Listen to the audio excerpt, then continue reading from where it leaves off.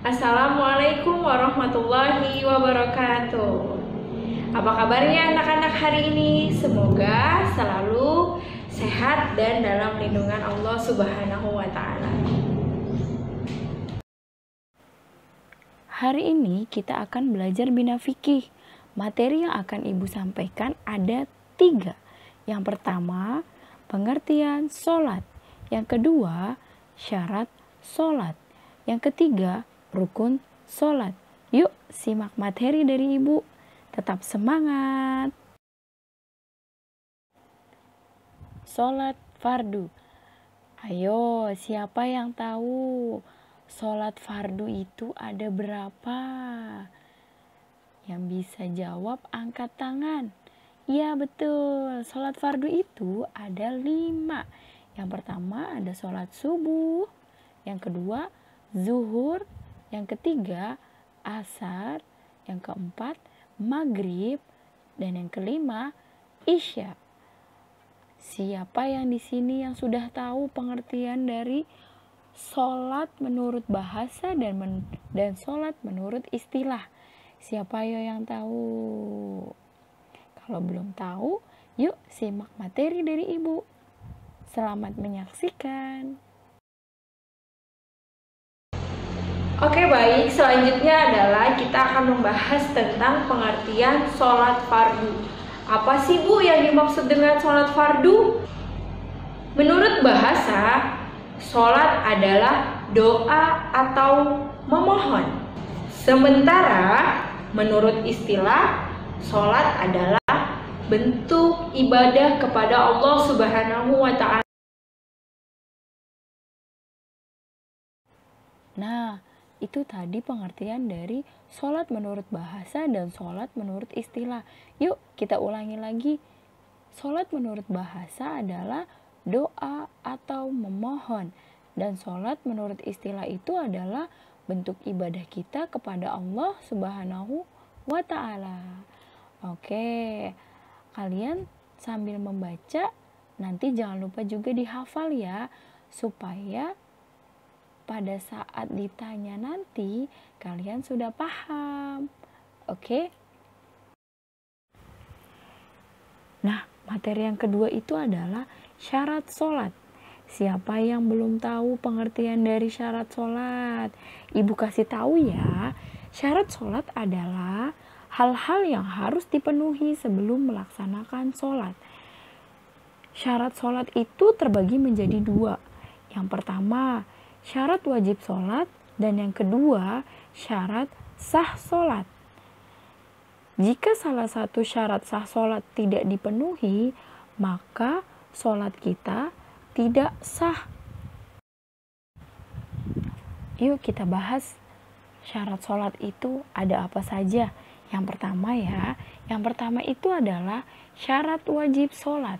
Syarat wajib sholat itu adalah hal-hal yang harus dipenuhi sebelum melaksanakan sholat. Nah, jadi sebelum kita melaksanakan sholat itu ada beberapa hal yang harus kita penuhi. Ada yang sudah tahu belum? Yang sudah tahu coba angkat tangannya. Pasti semalam sudah belajar yang sudah tahu. Yang belum tahu, yuk simak materi dari Ibu. Nah, selanjutnya adalah syarat wajib sholat itu terdiri dari 3. Yang pertama, beragama Islam. Orang yang bukan beragama Islam itu tidak diwajibkan untuk melaksanakan sholat.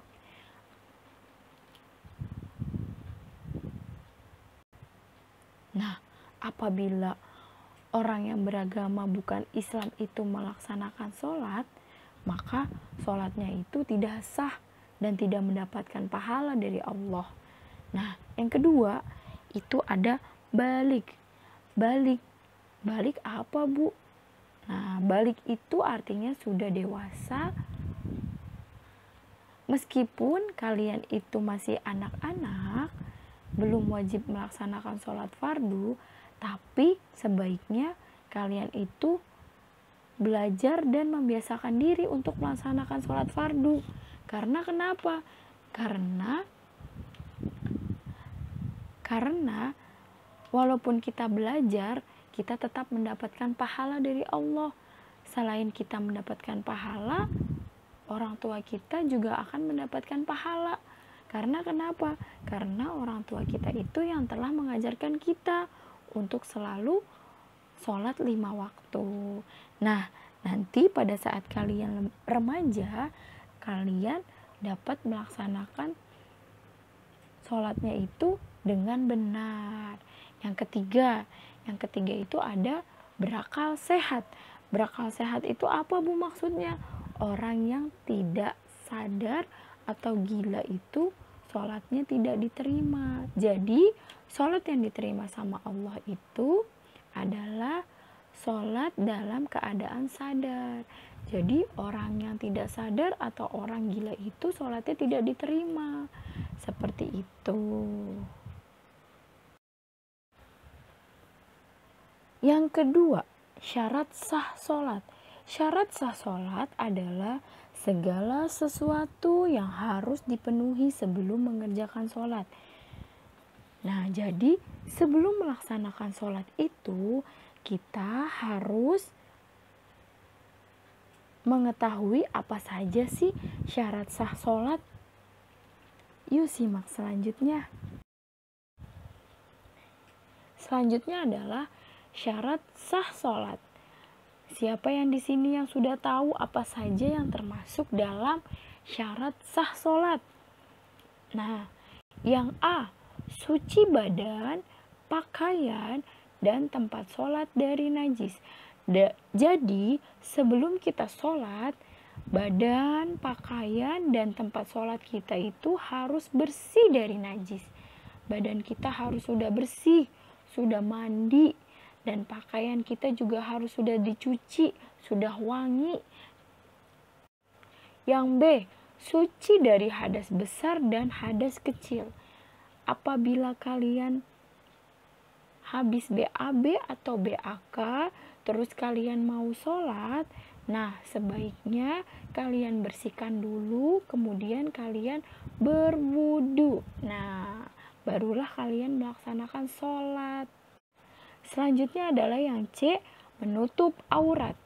Siapa yang di sini sudah tahu batas aurat laki-laki dan batas aurat perempuan? Batas aurat laki-laki itu adalah dari tali pusar sampai dengan lutut. Dan aurat perempuan seluruh tubuh kecuali wajah dan telapak tangan. Yang D, harus menghadap kiblat. Dan yang E, sudah masuk waktu sholat fardu. Sudah masuk waktu sholat fardu itu ditandai dengan suara azan. Dan yang F, melakukan rukun sholat. Itu adalah syarat sah sholat. Materi selanjutnya adalah rukun sholat. Rukun sholat. Rukun sholat adalah segala sesuatu yang harus dilakukan dalam sholat. Apabila salah satu dari rukun itu tidak dilaksanakan, maka sholat kita itu tidak sah atau batal. Nah, seperti itu. Jadi, kita tidak boleh meninggalkan salah satu rukun sholat. Selanjutnya, yuk kita simak ada berapa sih jumlah rukun sholat. Selanjutnya adalah rukun sholat itu terdiri dari 13. Siapa yang sudah membaca bukunya pasti hafal. Ayo yang sudah hafal coba angkat tangan. Wah, kok diem saja? Oke, Bu Guru kasih tahu ya. Yang pertama, berdiri tegak bagi yang mampu. Maksudnya gimana Bu berdiri tegak bagi yang mampu? Jadi, jika tidak mampu berdiri, misalnya untuk orang yang sakit, sholatnya itu diperbolehkan sambil duduk atau berbaring. Bahkan jika tidak mampu bergerak, asalkan ia masih sadar, boleh dengan kedipan mata sebagai isyarat. Nah, yang kedua, niat mengerjakan sholat. Niat dalam hati bersama dengan takbiratul ihram melafalkan niat hukumnya adalah diperbolehkan. Jadi apabila kita ingin melaksanakan sholat, niat itu dibaca dalam hati ataupun bersuara, itu diperbolehkan, tidak apa. Yang ketiga yaitu takbiratul ihram.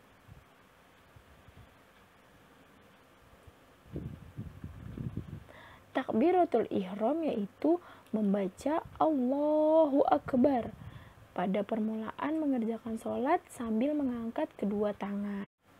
Yang keempat, membaca surat Al-Fatihah pada setiap rakaat. Yang kelima, ruku dengan tumaninah.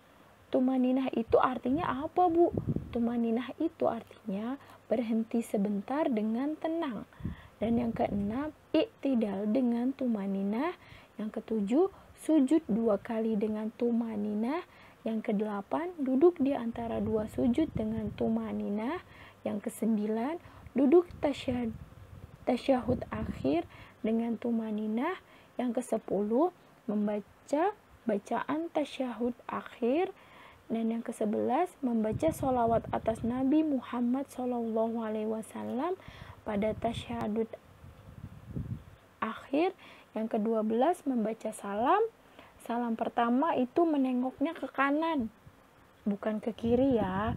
Yang pertama ke kanan terlebih dahulu, baru ke kiri. Dan yang ke-13 adalah tertib atau berurutan. Maksudnya apa, Bu Guru? Maksudnya mengerjakan semua rukun sholat dengan urut dan teratur, tidak terbalik-balik. Jadi yang pertama itu harus berdiri dulu tegak. Habis berdiri, jangan langsung sujud, tapi membaca niat dulu. Sehabis membaca niat, takbiratul ihram dulu, seperti itu. Itu yang dimaksud dengan tertib atau berurutan. Oke, dihafal ya nak, supaya tidak lupa, supaya kita ingat terus. Kawan-kawan, dah ingat 13 rukun solat? Kalau belum, mari kita ulang 13 rukun solat bersama-sama. Rukun solat ada 13. Kita mesti buat kesemuanya. Jika ada yang tertinggal, maka solatnya pun terbatal. Berdiri tegak, melafaz niat, takbiratul ihram, baca Al-Fatihah, ruku, iktidal, kemudian sujud. Duduk antara 2 sujud. Duduk tahiyat akhir, salam tahiyat akhir, selawat, salam, dan tertib. Gerakan rukun sholat.